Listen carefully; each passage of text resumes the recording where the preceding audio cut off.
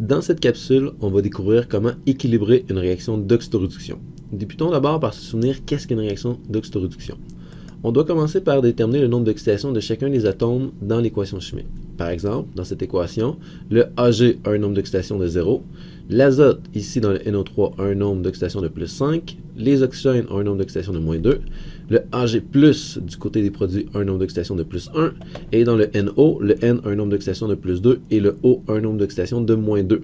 Donc, comme on le voit, le Ag, l'argent, passe d'un nombre d'oxydation de 0 à plus 1, et l'azote passe d'un nombre d'oxydation de plus 5 à plus 2. Donc, dans une équation chimique, dès que le nombre d'oxydation d'un même atome, donc le nombre d'oxydation de l'atome de Ag du côté des réactifs et du côté des produits, va être modifié, donc dès que le nombre d'oxydation va être transformé, soit qu'il va augmenter, soit qu'il va diminuer, eh bien, on a avec nous une réaction d'oxydoréduction. Si on veut équilibrer cette équation d'oxydoréduction, il va y avoir plusieurs étapes à suivre. Au total, il va y avoir 6 étapes. La première étape va être d'identifier les demi-réactions. Donc, qu'est-ce que les demi-réactions? Il va falloir identifier quelle est la demi-réaction d'oxydation et quelle est la demi-réaction de réduction. Au niveau de l'oxydation aussi, on voit que le Ag passe d'un nombre d'oxydation de 0 à plus 1. Et comme on le sait, une oxydation est une perte d'électrons. Or, quand le Ag a un nombre d'oxydation de 0, il a son nombre d'électrons à son état fondamental. Alors que lorsqu'il est plus 1, ça veut dire qu'il lui manque un électron. Donc, quand on passe d'un nombre d'oxydation de 0 à plus 1, on perd des électrons et une oxydation est une perte d'électrons. Donc, à l'étape 1, on va écrire une demi-réaction d'oxydation pour le Ag qui se transforme en Ag+. On va faire la même chose pour la demi-réaction de réduction.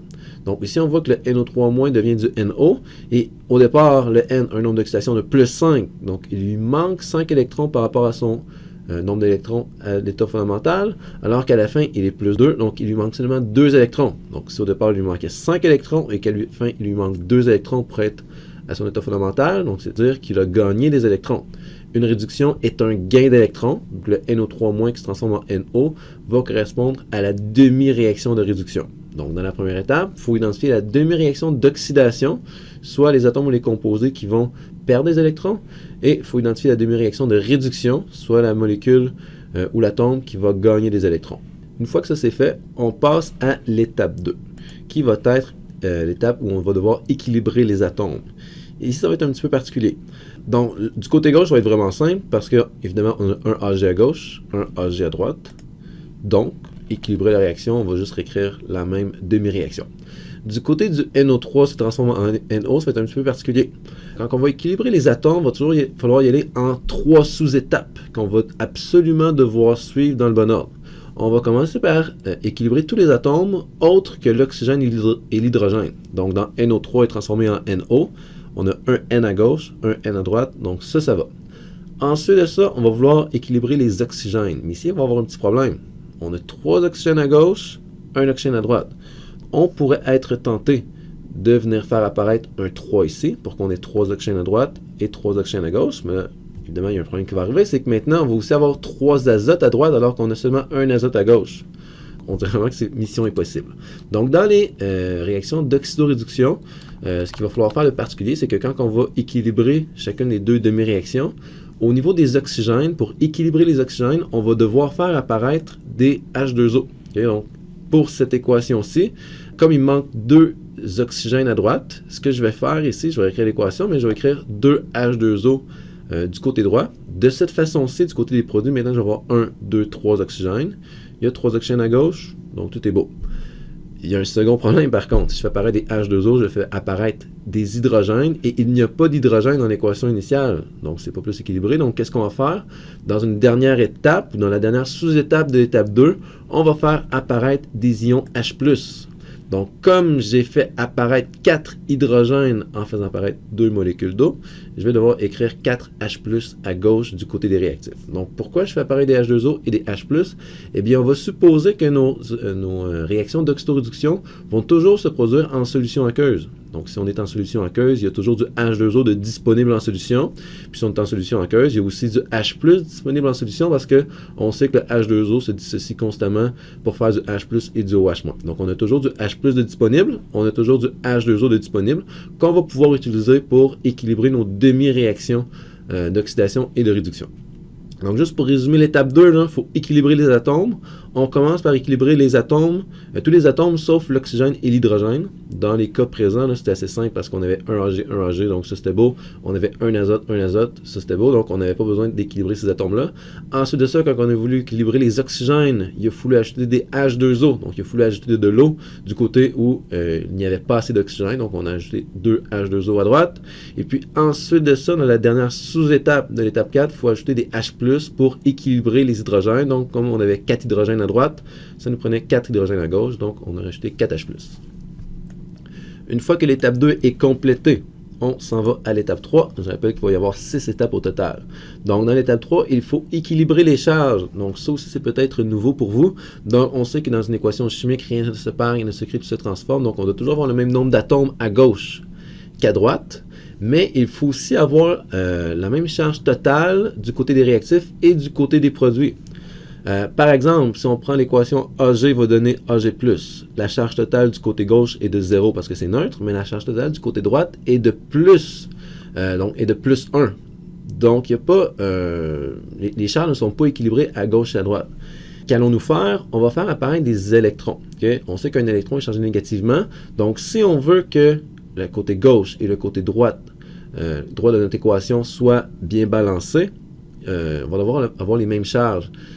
Et comme on a une charge positive à droite, eh bien si je viens ajouter un électron qui est chargé négativement, plus 1 additionné à moins 1, tout ça va s'annuler. Donc on va avoir une charge totale de 0 à droite et une charge totale de 0 à gauche. Donc on a ajouté un électron pour équilibrer les charges dans cette demi-réaction d'oxydation. Du côté de la demi-réaction de réduction maintenant, on voit que du côté des réactifs, on a un ion polyatomique NO3-, donc une charge de moins 1, et 4 ions H+, qui ont chacun une charge de plus 1, donc moins.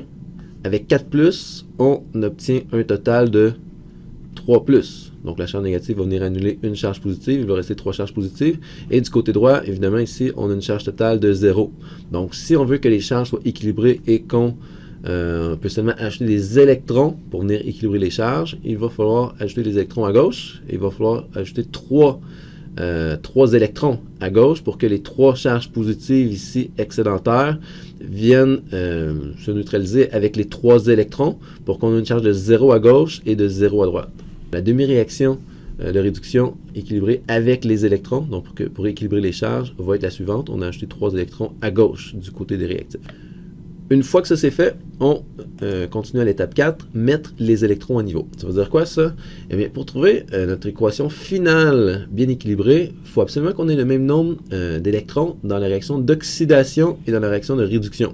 C'est logique, parce qu'une oxydation c'est une perte d'électrons, une réduction c'est un gain d'électrons, et puis rien ne se perd, rien ne se crée, donc tous les électrons perdus dans la demi-réaction d'oxydation vont devoir être gagnés dans la demi-réaction de réduction. Donc, pour avoir le même nombre d'électrons dans les deux demi-réactions, on va tout simplement prendre cette réaction-ci où il y a justement un électron et on va faire x3 à tous les réactifs produits et même aux électrons dans cette équation-ci. Ce qui va nous donner l'équation suivante. Donc, on a pris cette équation-là, on a fait x3 à tous les termes pour obtenir la nouvelle équation ici. Et puis, l'équation de droite, on la garde telle quelle pour vraiment qu'on ait le même nombre d'électrons dans chacune des demi-réactions.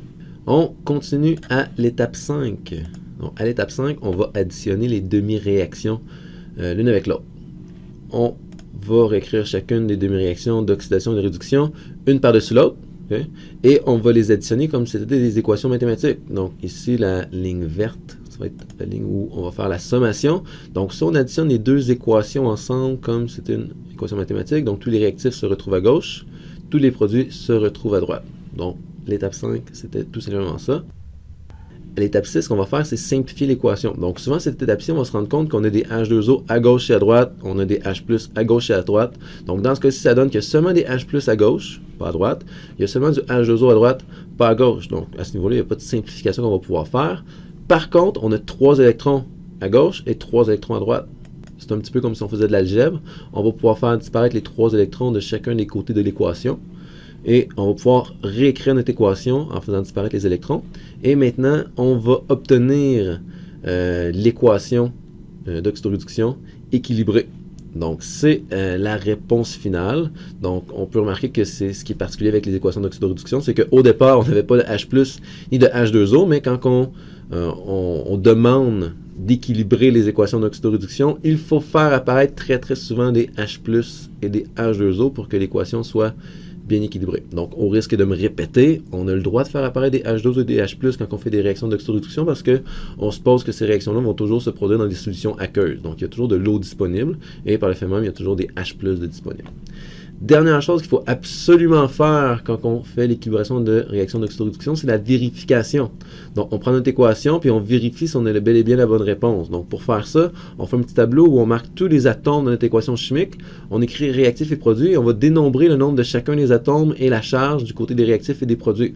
Par exemple, du côté des réactifs, j'ai un azote, je vais écrire 1 ici. Du côté des produits, j'ai un azote, j'écris 1 ici. 1, 1, rien ne se perd, rien ne se crée, tout se transforme. Donc, les azotes sont bien équilibrés. On continue, les oxygènes. Donc, j'ai 3 oxygènes à gauche. À droite, j'ai 1 oxygène ici et 2 oxygènes ici. Donc, ce qui fait 3. J'ai 3 oxygènes de chaque côté. C'est bel et bien équilibré. Donc, à ce niveau-là, ça fonctionne. Les AG. Donc, 3 AG à gauche, 3 AG à droite. Ça fonctionne. 3, 3. Ça aussi, c'est bien équilibré. Les hydrogènes. J'ai 4 hydrogènes à gauche. 2 fois 2, 4. 4 hydrogènes à droite. Donc, ça aussi, ça fonctionne. Et finalement, très, très important, de vérifier que les charges sont les mêmes à gauche et à droite. Donc, du côté gauche de l'équation, j'ai une charge négative et 4 charges positives. Donc, j'additionne tous ensemble, ça va me donner plus 3. Et du côté droit de l'équation, j'ai 3 Ag+, donc j'ai 3 charges positives. La charge est de plus 3. Donc, je vois que la charge est la même du côté gauche et du côté droit de mon équation. Donc, ça, c'est la preuve que mon équation est bien équilibrée.